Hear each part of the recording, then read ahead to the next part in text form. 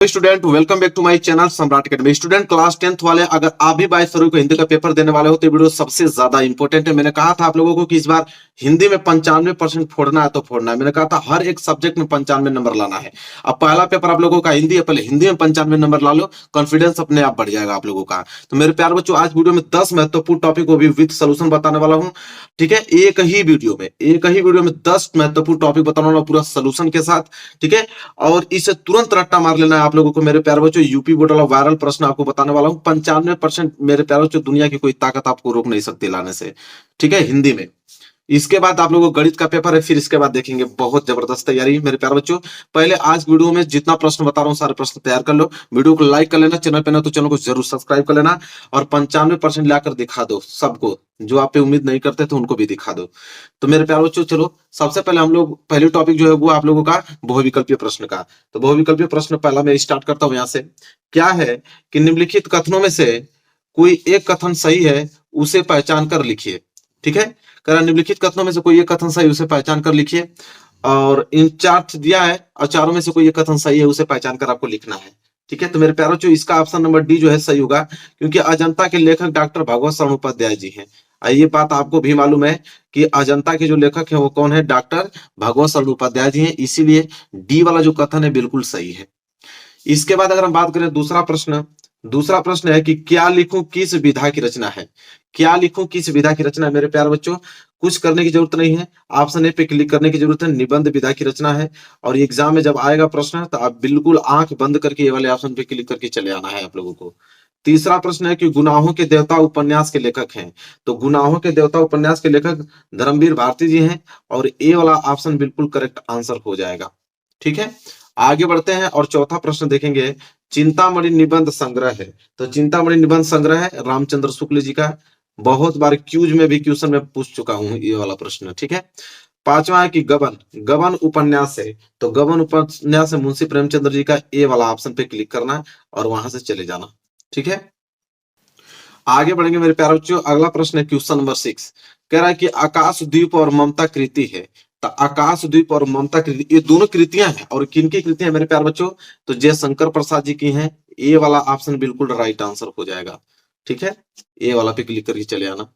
आगे बात करते हैं। अगला प्रश्न है 7वां। क्या है कि कलम का सिपाही किसकी रचना है। ठीक है, मतलब कलम की सिपाही की रचना किसने किया। तो कलम की सिपाही की रचना किसने किया, अमृत राय जी ने किया था। बी वाला ऑप्शन बिल्कुल राइट आंसर होगा। ठीक है, आगे बात करते हैं 8वां प्रश्न। मुंशी प्रेमचंद्र द्वारा संपादित पत्रिका है। तो मुंशी प्रेमचंद्र द्वारा जो संपादित पत्रिकाएं हैं वो मर्यादा और हंस है। ए वाला ऑप्शन बिल्कुल राइट आंसर होगा क्वेश्चन नंबर 8वां का। इसी के साथ बढ़ेंगे हम लोग, अगला प्रश्न देखेंगे, प्रश्न नंबर 9 कि छायावादी युग के प्रमुख लेखक हैं। तो छायावादी युग के प्रमुख लेखक मेरे प्यारे बच्चों राम कुमार वर्मा जी हैं। सी वाला ऑप्शन जो है बिल्कुल करेक्ट आंसर हो जाएगा। वही बात हम करेंगे 10वां प्रश्न। गुलाब राय द्वारा रचित आत्मकथा कौन सी है। तो गुलाब राय द्वारा रचित आत्मकथा कौन सी मेरे प्यारे बच्चों, मेरी असफलताएं हैं, और सी वाला ऑप्शन बिल्कुल राइट आंसर होगा। 11वां प्रश्न देखिए, अजात शत्रु किस विधा की रचना है। तो अजात शत्रु किस विधा की रचना मेरे प्यारे बच्चों, नाटक विधा की रचना है। सी वाला ऑप्शन बिल्कुल करेक्ट आंसर होगा। 12वां प्रश्न है कि तितली उपन्यास है। तो तितली उपन्यास मेरे प्यारे बच्चों जयशंकर प्रसाद जी का। ए वाला ऑप्शन बिल्कुल करेक्ट आंसर होगा। आगे बढ़ते हैं। अगला प्रश्न नंबर 13 है कि हिंदी साहित्य में शुक्ल युग की समय सीमा है। तो हिंदी साहित्य में शुक्ल युग की समय सीमा 1919 से लेकर 1938 तक मानी जाती है। बी वाला ऑप्शन बिल्कुल करेक्ट आंसर हो जाएगा। वही अगर हम बात करें 14 प्रश्न है कि मेरी अपनी आत्मकथा किस विधा की रचना है। तो मेरी अपनी आत्मकथा किस विधा की रचना है, आत्मकथा विधा की रचना है। सी वाला जो है राइट आंसर होगा क्वेश्चन नंबर 14 का। 15 प्रश्न देखिए, संस्कृत के 4 अध्याय के लेखक हैं। तो संस्कृत के 4 अध्याय के लेखक रामधारी सिंह दिनकर जी हैं। सी वाला ऑप्शन बिल्कुल करेक्ट आंसर होगा। 16वां प्रश्न देखिए, ठूठा आम किसकी रचना है। तो ठूठा आम किसकी रचना है, भगवत शरण उपाध्याय जी की रचना है। ए वाला ऑप्शन बिल्कुल करेक्ट आंसर है। 17वां प्रश्न है कि पानी में चंदा और चांद पर आदमी के लेखक हैं। तो पानी में चंदा और चांद पर आदमी के लेखक जो है वो जयप्रकाश भारती जी हैं।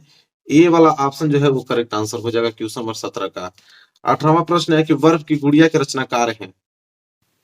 तो वर्फ की गुड़िया के रचनाकार मेरे प्यारे बच्चों, यहाँ पे 4 ऑप्शन दिया है, इन 4 ऑप्शन में से कोई एक सही है। कौन है, तो जयप्रकाश भारती जी। बी वाला ऑप्शन पे आपको क्लिक करना पड़ेगा और यही राइट आंसर है।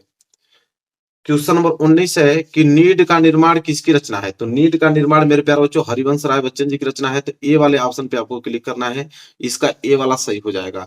20वां प्रश्न है कि झूठा सच किस विधा की रचनाकार है? तो झूठा सच किस विधा की रचनाकार है मेरे प्यारे बच्चों? तो वो है उपन्यास विधा के। बी वाला ऑप्शन जो है बिल्कुल राइट आंसर होगा। फिर 21वां है कि भूले बिसरे चित्र के रचनाकार है। तो भूले बिसरे चित्र के रचनाकार मेरे प्यारे बच्चों भगवती चरण वर्मा जी हैं। ये वाला ऑप्शन करेक्ट आंसर होगा क्वेश्चन नंबर 21 का। क्वेश्चन नंबर 22 देखो, ठलुआ कलब निबंध के रचनाकार है। तो ठलुआ कलब निबंध के रचनाकार मेरे प्यारे बच्चों गुलाब राय जी हैं।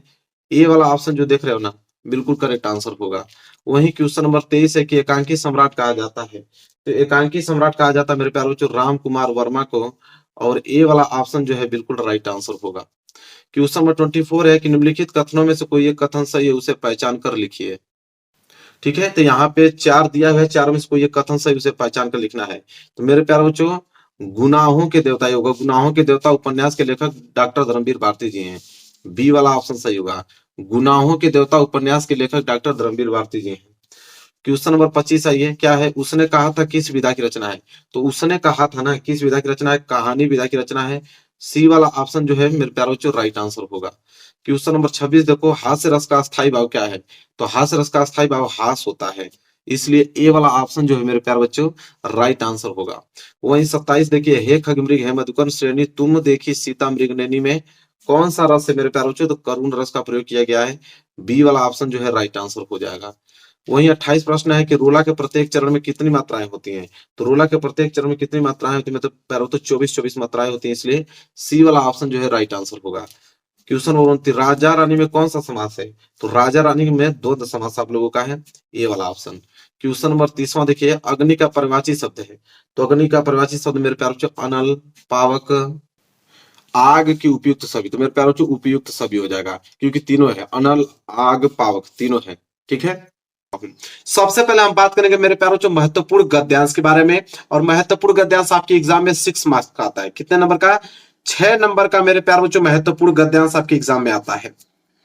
और कौन सा आप लोगों को तैयार करना है गद्यांश? बस मात्र 6 गद्यांश। पहला गद्यांश कौन है मेरे प्यारे बच्चों? नोट कर लो, बस मात्र 6 ही गद्यांश इंपोर्टेंट है, वही आपको तैयार करके जाना है। पहला है विश्वास पात्र मित्र जीवन, ठीक है, और लास्ट में है पुरुष को करना चाहिए। मतलब कि शुरू का मैं कुछ लाइन लिया हूं और लास्ट का कुछ लाइन लिया हूं, ठीक है।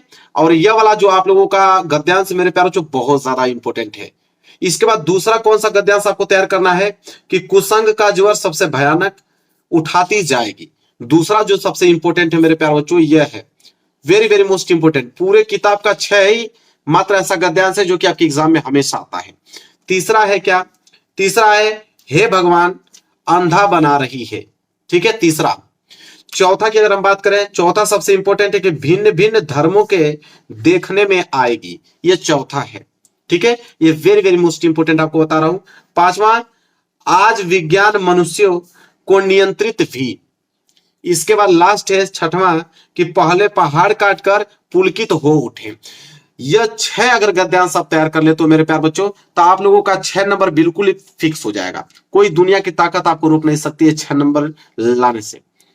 तो यह बस मात्र यही आप लोगों के 6 गद्यांश तैयार करना है, 6 नंबर आप लोगों को क्लियर हो जाएगा। हम आगे बात करेंगे महत्वपूर्ण पद्यांश के बारे में। महत्वपूर्ण पद्यांश भी आप लोगों के एग्जाम में 6 मार्क्स का पूछा जाता है। कितने नंबर का? 6 नंबर का पूछा जाता है महत्वपूर्ण पद्यांश। कौन सा उसको तैयार करना है? ये भी 6 है। कौन कौन से? पहला है आप लोगों का कि चरण कमल बंदो, लास्ट में है बंदोती ही पाई। यह वेरी वेरी मोस्ट इंपोर्टेंट है मेरे प्यारे बच्चों। इसके बाद दूसरा अगर हम बात करें, दूसरा है कि उद्धो मन न भवे और नहीं जगदीश। ये दूसरा सबसे ज्यादा इंपॉर्टेंट है। तीसरा नोट करो, तीसरा है निर्गुण कौन देश सबे मति नासी। ये तीसरा है। चौथा की अगर हम बात करें, चौथा जो पद्यांश है वह है सुनी सुंदर बहन मंजुल कंज कली। इसके बाद पांचवा जो पद्यांश है वह है अतुलनीय जिसके प्रताप रण गर्जन। और फिर 6 है, लास्ट है सच्चा प्रेम वही होती है विकसित। तो बस मात्र अगर 6 आप लोगों को तैयार करना है पद्यांश। अगर 6 पद्यांश तैयार कर लोगे तो 6 नंबर यहां से, और 6 गद्यांश तैयार कर लोगे तो 6 नंबर यहां से, 12 नंबर तो बस इस टॉपिक से तैयार हो गया। 12 नंबर तो बस मात्र इन दोनों टॉपिकों से आप लोगों का तैयार हो गया। बस यही महत्वपूर्ण गद्यांश और पद्यांश आपके एग्जाम में पूछे जाते हैं। क्लियर हो गया। अब आगे देखिए मेरे प्यारे बच्चों, अब मैं आप लोगों को आगे बताने वाला हूं कि संस्कृत के गद्यांश और पद्यांश जो कि आपके एग्जाम में 5-5 नंबर का पूछा जाता है। संस्कृत का गद्यांश जो है मेरे प्यारे बच्चों 5 नंबर के आपके एग्जाम में आता है। कौन सा तैयार करना है? पहला जो है मेरे प्यारे बच्चों वह है वाराणसी सुविख्यात, लास्ट में है बहुप्रशंति, बहुप्रशंसन्ति। दूसरा जो है इंपोर्टेंट है मेरे प्यारे बच्चों, कौन? ऐसा नगरी भारतीय संस्कृति भाषायम कारित, ये दूसरा है। तीसरा कौन सा तैयार करना है आप लोगों को? इयम नगरी विविध वर्माणम इदानमपि परिपालयति। इसके बाद चौथा जो सबसे इंपॉर्टेंट है मानव जीवन से संस्करणम अस्माका संस्कृति। इसके बाद पांचवा है अस्माका संस्कृति, लास्ट में आचार्य दृढ़ता चेती। और छठा जो है वह है ऐसा कर्म कर्म विरणाम उपासका। यह बस मात्र 6 आप लोगों को संस्कृत गद्यांश तैयार करना है मेरे प्यारे बच्चों। गारंटी है मेरी, इससे बाहर अगर आ जाए तो, इससे बाहर अगर आ जाए तो गारंटी है। इसको आप लोगों को तैयार करना है। वेरी वेरी मोस्ट इंपोर्टेंट है। जो आपको बता रहा हूं बस वही सुनो, वही तैयार करो, और फालतू में किसी बात की सुनने की जरूरत नहीं है। बस जो जो टॉपिक आपको बता रहा हूं बस वो टॉपिक अगर आपको तैयार है, मेरी गारंटी के 95% मार्क्स लाने से कोई नहीं रोक सकता आप लोगों को। ये तो संस्कृत का गद्यांश था। आगे आएगा संस्कृत का पद्यांश। संस्कृत का पद्यांश आपके एग्जाम में कितने नंबर का? 5 नंबर का पूछा जाता है। कितने नंबर का? 5 नंबर का। कौन है? तो पहला जो है सबसे इंपॉर्टेंट वो है बंधम मरणम वापी, लास्ट में है वीरभाव ही वीरता। इसके बाद दूसरा जो सबसे इंपॉर्टेंट है वो है मरणम मंगलम यत्र, लास्ट में है केन मियते। इसके बाद दूसरा हो गया। तीसरा नोट करो सर्वे भवंती सुखिनम दुर्भाग भवेत, लास्ट में है। इसके बाद चौथा है किस्वद गुरुतर भूमे बहुतरी त्रिडात। इसके बाद पांचवा है किनु हित्वा प्रिवो हित्वा सुखी भवेत। तो यह बस मात्र आप लोगों को 5 ऐसे संस्कृत के पद्यांश है जो आपके एग्जाम में अब तक पूछे गए हैं। अगर ये तैयार है तो 5 नंबर यहां से क्लियर है। तो संस्कृत के गद्यांश और पद्यांश टोटल मिलाकर कितने नंबर तैयार हो गए आपको? 10 नंबर। 10 मार्क्स यहां से आप लोगों के बिल्कुल क्या हो गए? क्लियर हो गए। यहां से 10 नंबर। इसके बाद अगर हम बात करें आगे, अब आगे आता है श्लोक। श्लोक मेरे प्यारों जो आपके एग्जाम में आता है 2 नंबर के लिए, 2 मार्क्स के लिए आपके एग्जाम में श्लोक आता है और 2 ही लाइन का होता है। पहला श्लोक याद कर लो मेरे प्यारे बच्चों कि बंधम मरणम वापी जयो वापी पराजया उभयत्र समो वीरः वीर भाव ही वीरता। यह पहला है, बहुत सिंपल है, ज्यादा समय नहीं लगेगा, आराम से याद कर पाओगे। इसके बाद मेरे प्यारे बच्चों दूसरा कौन सा श्लोक है कि सर्वे भवंती सुखिनम सर्वे संतु निराम्या सर्वे भद्राणु पश्यंतु मां कश्चित् दुख भाग भवेत। तो यह 2 अगर आपको तैयार है श्लोक तो यहां से 2 नंबर आप लोगों को बिल्कुल फिक्स है, कोई रुकेगा नहीं। इसके बाद मेरे प्यारे बच्चों आगे बढ़ेंगे।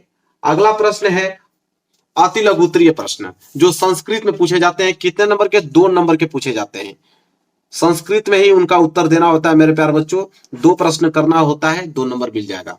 तो कौन कौन से इंपोर्टेंट है मैं आपको बता रहा हूं, बस उसको तैयार करके आप एग्जाम में चले जाओ। पहला है वाराणसी नगरी कुत्र स्थिता अस्ति। दूसरा नोट करो वाराणसी कस्या भाषायम केंद्रम अस्ति। तीसरा नोट करो मेरे प्यारे बच्चों वाराणसी नगरी केसाम संग्राम स्थली अस्ति। इसके बाद चौथा है वीर केन पूजते।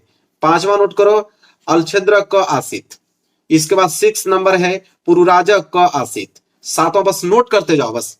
इसके बाद देखो 7वां है पुरुराज केन स युद्धम अकरोत।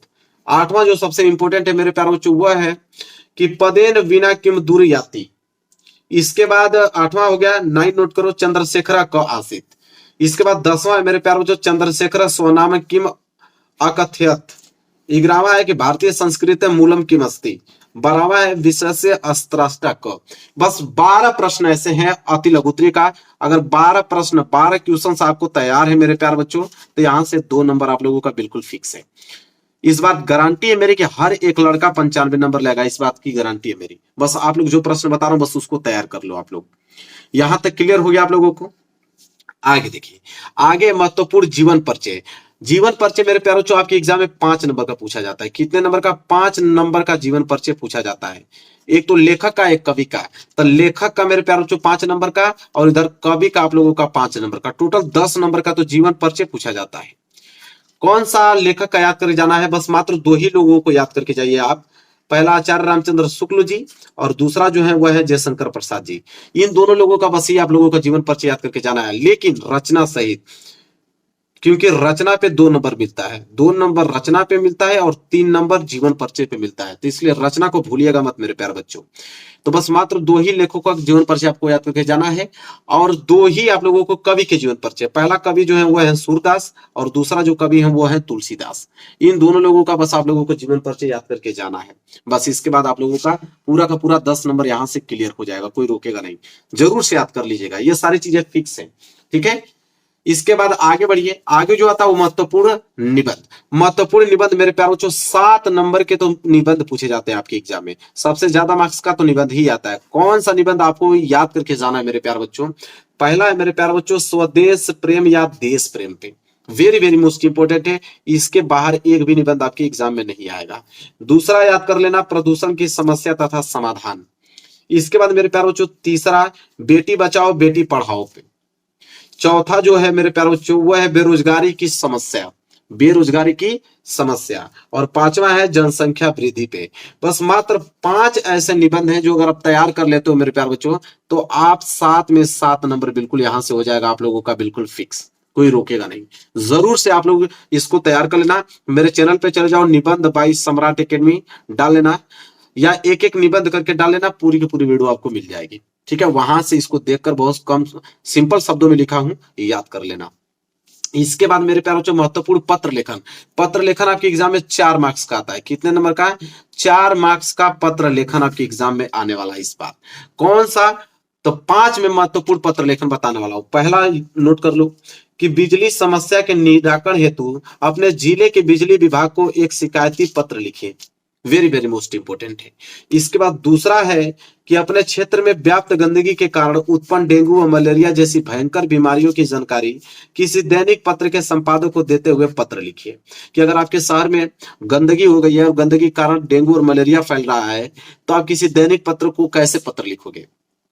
इसके बाद तीसरा जो आपको तैयार करना है वो है शुल्क मुक्ति हेतु अपने विद्यालय के प्रधानाचार्य को एक प्रार्थना पत्र लिखे, फीस माफ के लिए। आप फीस देने लायक नहीं हो तो फीस माफ के लिए आप कैसे प्रार्थना पत्र लिखोगे अपने प्रधानाचार्य को।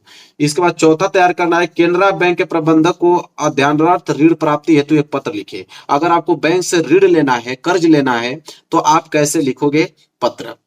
तो 4 हो गया। और 5वां जो तैयार करना है मेरे प्यारों जो इंपोर्टेंट है क्या कि आपकी बहन कस्बे से पढ़ाई पूरी कर आगे शिक्षा के लिए बड़े नगर में गई है और नगर के वातावरण में संभावित परेशानियों की चर्चा करते हुए उनसे बचने के तरीके उस पत्र द्वारा समझाइए। तो अगर ये 5 आप लोगों को तैयार है मेरे प्यारे बच्चों पत्र लेखन, तो समझ लो कि 4 में 4 नंबर आप लोगों को बिल्कुल फिक्स हो गया। तो जितने भी टॉपिक इंपोर्टेंट है सारे हमने बता दिए, बस आपको तैयार करना है। बस इसको अगर तैयार है तो समझ लो कि 95 नंबर बिल्कुल आप लोगों का हिंदी में फिक्स है, हिंदी में टॉप करके आओगे। वीडियो को लाइक कर देना, चैनल पर नया तो चैनल को जरूर सब्सक्राइब कर लेना मेरे प्यारे बच्चों। मिलेंगे एक प्यारे से नेक्स्ट वीडियो में, तब तक के लिए धन्यवाद।